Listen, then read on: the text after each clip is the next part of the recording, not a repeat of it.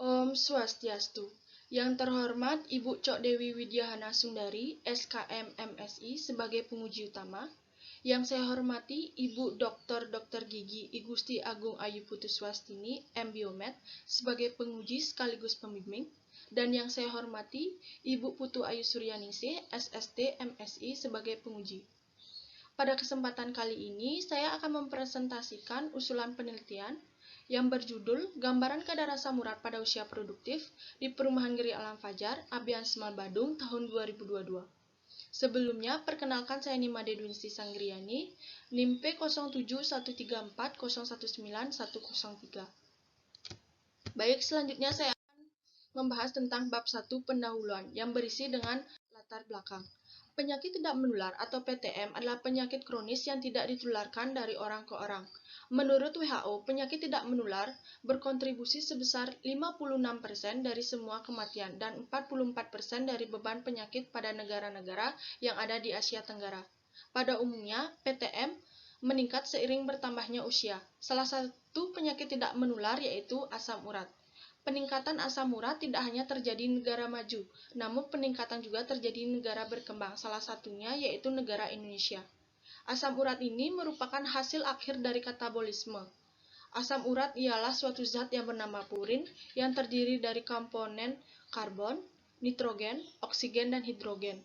Ketika asupan purin masuk ke dalam tubuh melebihi batas, maka akan terjadi penumpukan zat purin yang akan menimbulkan risiko terjadinya penyakit asam urat.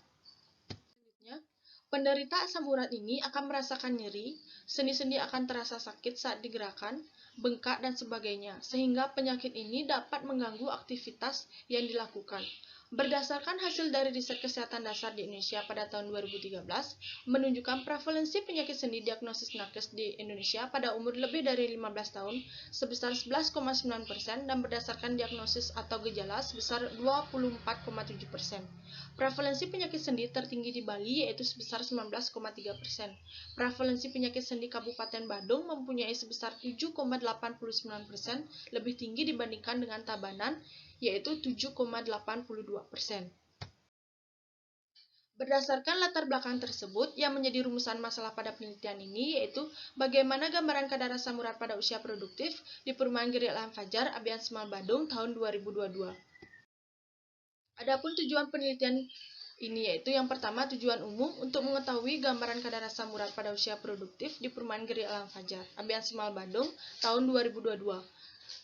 Dan yang kedua, tujuan khusus untuk mengetahui karakteristik responden di Perumahan Geri Alam Fajar, Abian Semal Badung tahun 2022 untuk mengetahui gambaran kadar asam urat pada usia produktif di Perumahan Geri Alam Fajar, dan untuk mendeskripsikan kadar asam urat pada usia produktif berdasarkan umur dan jenis kelamin.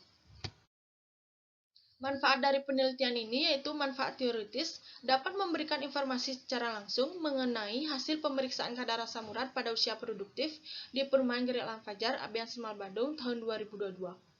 Yang kedua, manfaat praktis. Yang pertama, bagi peneliti, penelitian ini dapat meningkatkan pemahaman pengetahuan peneliti mengenai gambaran kadar asam urat pada usia produktif dan dapat meningkatkan keterampilan dalam melakukan penelitian dan pembuatan karya tulis ilmiah. Yang kedua, bagi institusi untuk menambah sumber informasi, data, dan dapat menjadi referensi mengenai gambaran kadar asam urat pada usia produktif. Yang ketiga, bagi masyarakat sebagai sumber informasi dan wawasan bagi masyarakat mengenai gambaran kadar asam urat pada usia produktif. Yang kedua yaitu bab 2, tinjauan pustaka. Adapun pokok pembahasan pada bab 2, yang pertama usia produktif, yang kedua asam urat. Adapun definisi asam urat, struktur kimia asam urat, metabolisme asam urat, gejala asam urat, faktor penyebab asam urat, definisi darah kapiler, dan pemeriksaan laboratorium. Selanjutnya yaitu bab 3, kerangka konsep. Berdasarkan penelitian ini, kerangka konsep yang dapat dibuat yaitu pada usia produktif, faktor risiko terjadinya asam urat yaitu ada faktor internal yaitu umur, jenis kelamin, obesitas, dan faktor genetik. Adapun faktor eksternal yaitu konsumsi makanan tinggi purin, konsumsi alkohol, penggunaan obat-obatan, dan aktivitas fisik. Jika kadar asam urat melebihi batas normal, akan terjadinya hiperuricemia. Selanjutnya yaitu variabel dan definisi operasional. Variabel pada penelitian ini yaitu kadar asam urat pada usia produktif di Perumahan Geri Alam Fajar, Abian Semal, Badung. Definisi operasional ini menggunakan 3 variabel. Yang pertama, kadar asam urat, usia produktif, dan jenis kelamin. Selanjutnya yaitu bab 4, metode penelitian. Jenis penelitian ini menggunakan penelitian deskriptif, di mana suatu penelitian ini dilakukan dengan tujuan memberikan gambaran atau deskripsi tentang suatu keadaan secara objektif. Alur kerja penelitian ini pengajuan proposal KTI, pengajuan izin penelitian, pengisian inform consent, melaksanakan penelitian, melakukan pengolahan data, analisis data, dan kemudian membuat laporan. Tempat dan waktu penelitian, tempat ini dilakukan di lingkungan Perumahan Geri Alam Fajar. Penelitian ini akan dilaksanakan dari bulan Februari hingga April 2022. Selanjutnya, populasi dan sampel penelitian.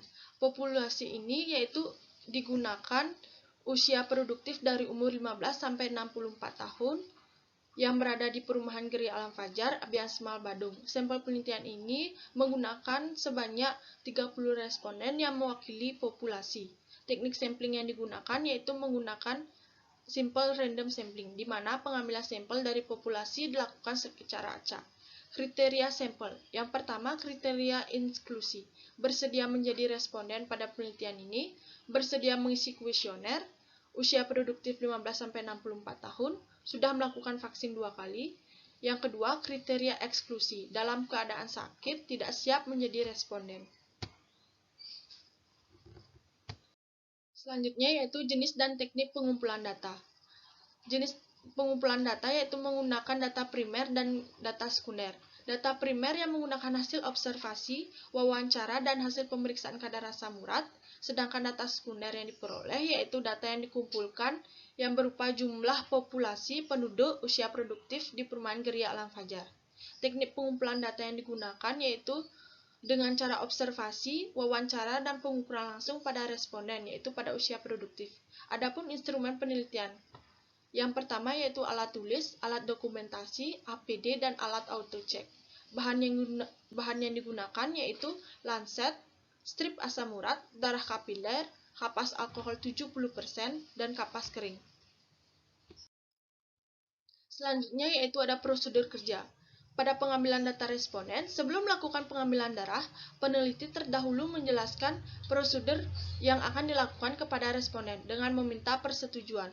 Kemudian, dilanjutkan dengan mengidentifikasi responden berdasarkan umur dan jenis kelamin. Selanjutnya dengan melakukan pemeriksaan kadar asam urat. Selanjutnya memeriksa kadar asam urat. Siapkan alat dan bahan yang dibutuhkan.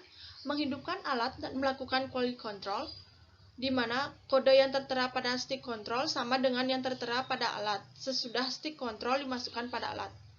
Mengeluarkan strip asam urat dari bungkusnya, kemudian strip dipasang pada alat auto check. Selanjutnya, tekan M, alat akan hidup secara otomatis. Kemudian pada layar akan menunjukkan nomor kode dan tetesan darah. Kode yang nampak pada darah harus dicocokkan apakah sesuai dengan kode yang tertera. Pada zona reaksi, dari strip diteteskan 1 tetes darah kapiler. Selanjutnya, hasil akan muncul pada layar dalam waktu kurang lebih 11 detik. Hasil yang muncul pada alat tersebut dicatat dan strip yang telah digunakan dibuang pada tempat sampah khusus.